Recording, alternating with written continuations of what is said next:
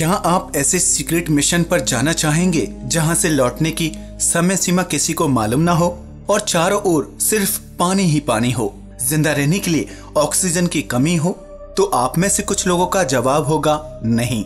लेकिन क्या आप जानते हैं नेवी में काम करने वाले नौसैनिक जान जोखिम में डालकर कैसे काम करते हैं? खास तौर से सबमरीन यानी पनडुब्बी में काम करने वाले सैनिकों को इस तरह के सीक्रेट मिशन पर भेजा जाता है जिसके बारे में उन्हें खुद मालूम नहीं होता। परिवार से दूर रहकर कैसे नौसैनिक देश की रक्षा करते हैं, इसका अंदाजा हम और आप लगा भी नहीं सकते। हाय दोस्तों, मैं हूं शिवराम सिंह और आप देख रहे हैं रिसर्च टीवी इंडिया। तो चलिए शुरू करते हैं। सबसे पहले हम जानते हैं कि सबमरीन क्या होती है और ये किस तरह से काम करती है। सबमरीन एक प्रकार का जलयान यानी वाटरक्राफ्ट है। इसे हिंदी में पनडुब्बी कहते हैं।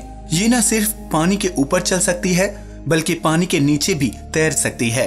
समुद्र की गहराई नापना इनके दाएं हाथ का खेल है। ये दुश्मनों पर निगरानी करने में माहिर होती है। सबमरीन समुद्र में काफी गहराई तक जाने में सक्षम होती है।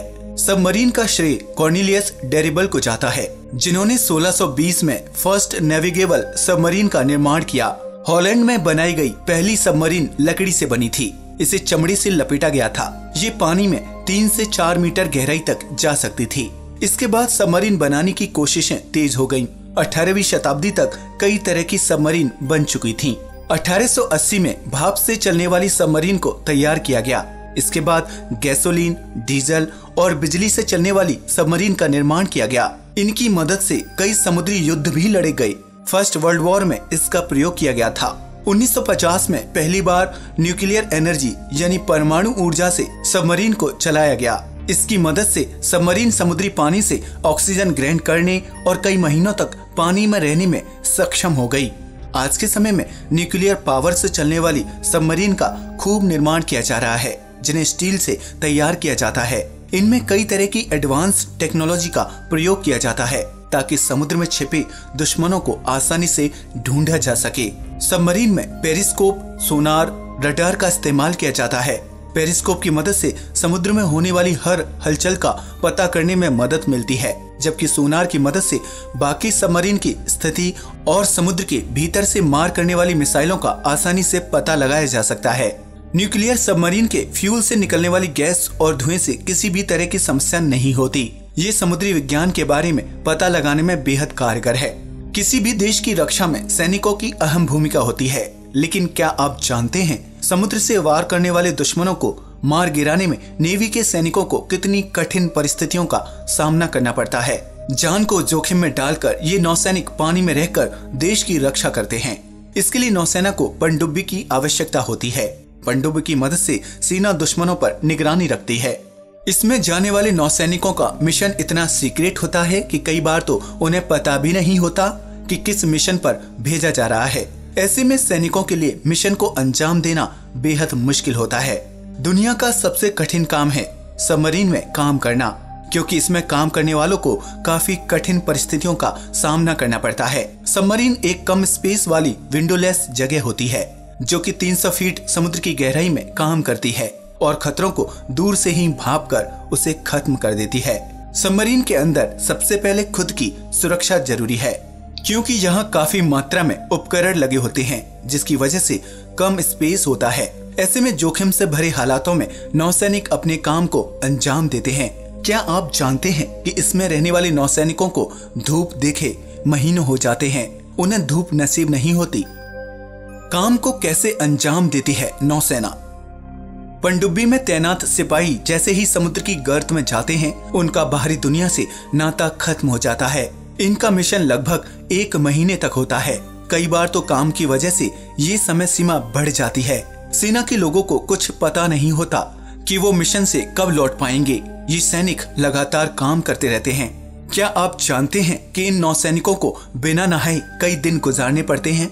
नौसैनिक पनडुब्बी में अगर 30 दिन चलने वाले मिशन के लिए जाते हैं तो उन्हें मुश्किल से 3 बार नहाने का मौका मिलता है, और वो भी सबकी सहमति के बाद, क्योंकि हर नौसैनिक को रोजाना 3 से 4 मग ही पानी मिलता है। इसलिए उन्हें खास किस्म की ड्रेस दी जाती है। पनडुब्बी में सूरज की एक किरण तक नहीं पहुंच पाती, जिसकी वजह से नौसैनिकों के हाथ पैरों में जकड़न की समस्या बन जाती है। इन सैनिकों के कपड़े नॉर्मल कपड़ों की तरह नहीं होते। उन्हें पहनने के लिए ऐसे कपड़े दिए जाते हैं जिन्हें सैनिक 3-4 दिन तक लगातार पहन सकें और फिर फेंक दें। इन कपड़ों में खास किस्म का केमिकल लगा होता है जो उन्हें किसी भी तरह की बैक्टीरिया से दूर रखता है। पनडुब्बी में जाने वाले सैनिक और बड़े अधिकारी एक जैसे ही कपड़े पहनते हैं। इसमें किसी तरह का कोई रैंक नहीं होता। सब लोग एक फैमिली की तरह मिलजुल कर रहते हैं। खाने की बात करें तो सैनिकों को बिना तड़के की दाल, रोटी, चावल और बेहद कम मसालों वाली सादी सब्जी दी जाती है। पनडुब्बी में खाने का सामान सीमित होता है।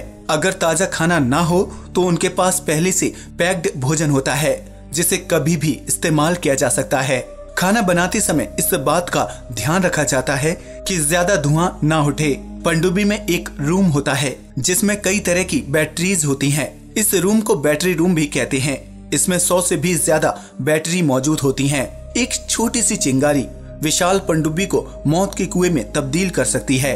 यही वजह है कि यहाँ दिन रात नौसैनिक तैनात रहते हैं। समुद्र की गहराई में होने की वजह से उन्हें दिन रात का कोई अंदाजा नहीं हो पाता।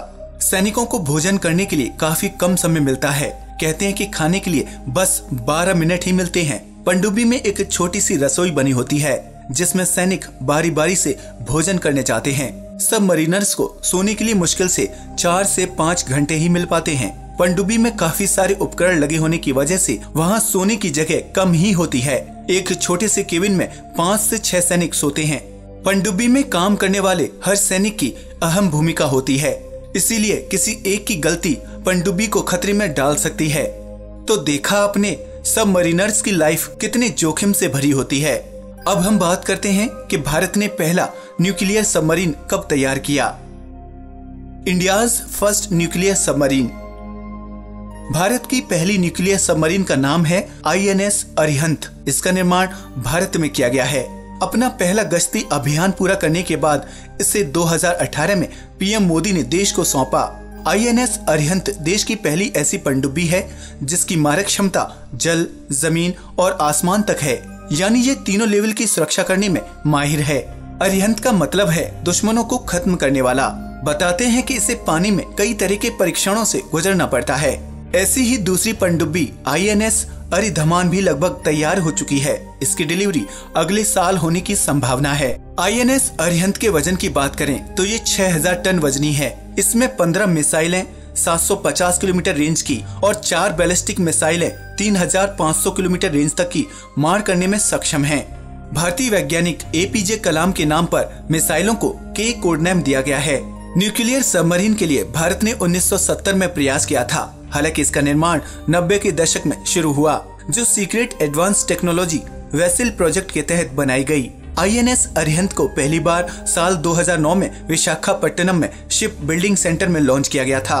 न्यूक्लियर सबमरीन रेस में पहले नंबर पर अमेरिका है जिसके पास 70 से ज्यादा न्यूक्लियर पनडुब्बियां हैं, जबकि रूस के पास 30 पनडुब्बी, UK और फ्रांस के पास 12 पनडुब्बियां हैं। दोस्तों, आपने देखा कि सबमरीन में रहकर काम करना कितना मुश्किल है। हमें फख्र है अपने देश के उन जांबाज सभी सैनिकों पर जो अपने घर, परिवार, दोस्तों और सुख को छोड़कर देश की सुरक्षा के लिए अपनी जान कुर्बान कर देते हैं। हम उन्हें तहे दिल से सल्यूट करते हैं। जय हिंद, जय भारत। आज के लिए बस इतना ही। वीडियो अच्छा लगा हो तो प्लीज इसे लाइक और शेयर करें, साथ ही चैनल को सब्सक्राइब भी करें। नमस्कार दोस्तों।